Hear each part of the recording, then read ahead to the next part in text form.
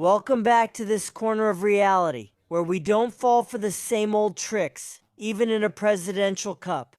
Today we're going to dissect that involuntary comedy that's served up daily at the so-called morning conferences, where memory is selective and cynicism is the #1 job requirement.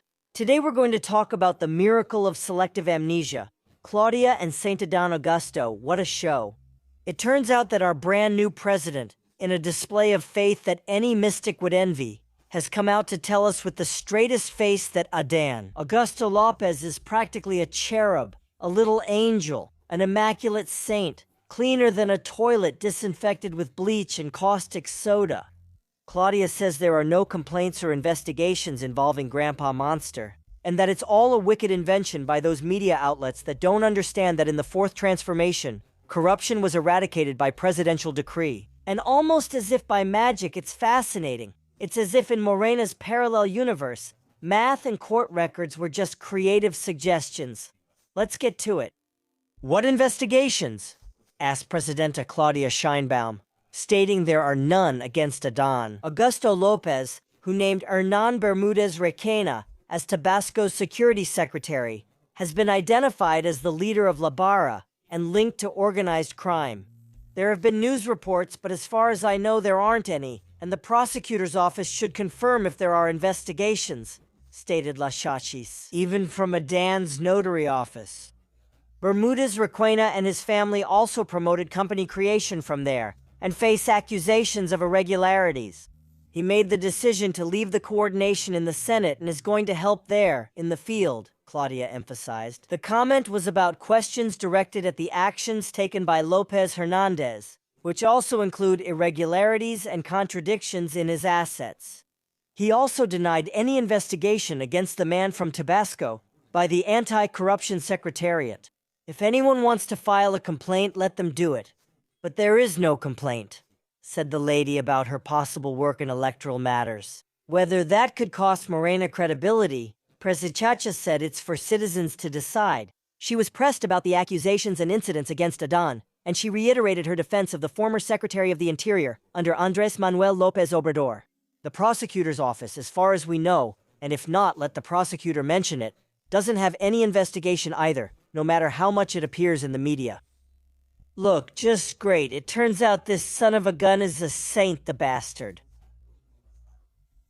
But let's see. Chachis says there are no complaints. Someone should just let her know. Congresswoman Maria Elena Perez Jaén has filed 37 complaints with the Ministry of Public Administration and the Attorney General's office.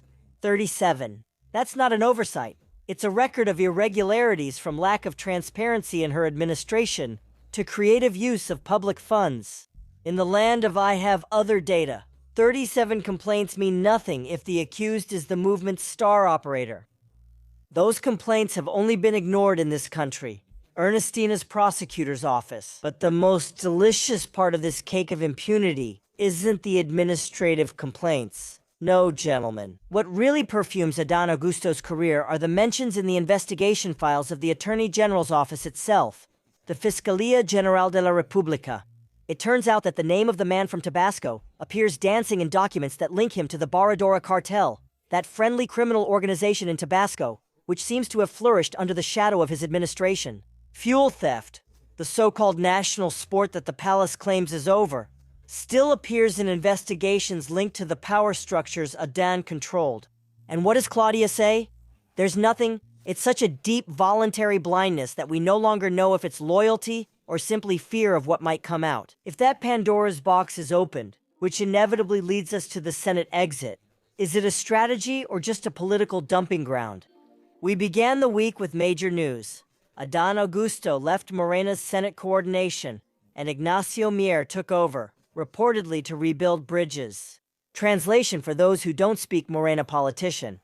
Adán became such a heavy and radioactive burden that even the welfare maid couldn't handle him anymore. He says it's friendly fire, but come on, it's heavy artillery fire based on reality. Adán's departure isn't a house cleaning. It's just sweeping the trash under the legislative rug.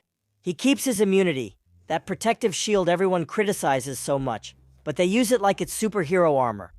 The reality is harsh. Adán Augusto no longer has operational power, but he still has immunity, so his corruption networks can keep operating in the shadows, far from the hands of a justice system that's already pretty busy looking the other way. The 4T has already set up a well-oiled impunity model. Just look at the Beanastar Fat Cats, the Lelos Lopez Beltran brothers, Bartlett, to name a few. The list goes on. Adán Augusto's protection isn't unique, it's state policy. Remember when they promised people could report things? Well, now they can report as much as they want. The problem is that nobody listens, nobody pays attention to you, and nothing is done about it. But you can report things, that's for sure. Andres and Bobby Lopez Beltran, untouchable, the Monreal family, a protected dynasty, Bartlett, the dinosaur who survived extinction. And any audit, as calm and serene as if nothing happened. And just like them, there are a ton of impugned Morena members. The message is crystal clear. Tell me who you protect, and I'll tell you how rotten the system is.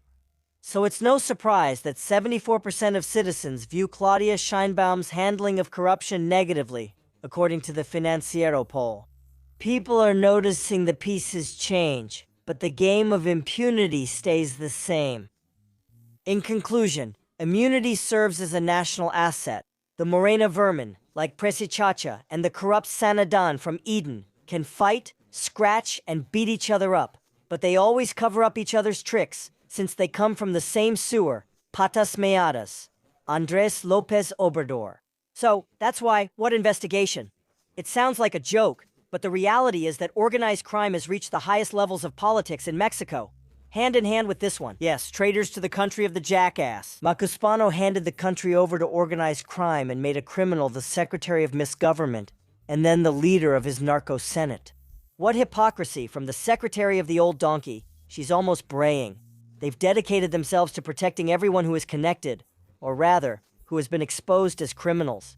There we have the case of the narco-governor of Sinaloa, Ruben Rocha Moya, or the one from Michoacan, Ramirez Bedoya, among several others. Practically every governor from Morena is accused of ties to organized crime, or at least of acts of corruption and authoritarianism. Greetings to Lida. Are you censoring? The order to protect Grandpa Monster, Adán Augusto Lopez, comes from where the Macuspano jackass is hiding.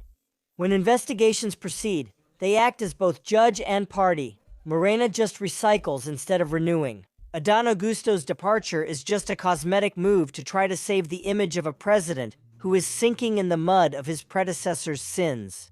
Promising honesty while covering up for someone with 37 complaints and ties to drug traffickers is, to say the least, an insult to the intelligence of Mexicans. But anyway, keep believing in the morning press conference fairy tales. And with that, I say goodbye, my dear hidden and knowledgeable audience. Keep enjoying this so-called second floor of the transformation, which actually looks more like a dark basement where files that nobody wants to read are kept. Don't forget to question everything, even what seems obvious. Because in this country, the truth is, the first thing they say they'll investigate, and the last thing they actually find. See you Friday for another episode of this national tragicomedy. I'll read your comments. You can donate via PayPal using the info in the comments. Your support keeps this channel active. It's very important to subscribe, like, and press the bell to receive notifications whenever there's new content. Thank you.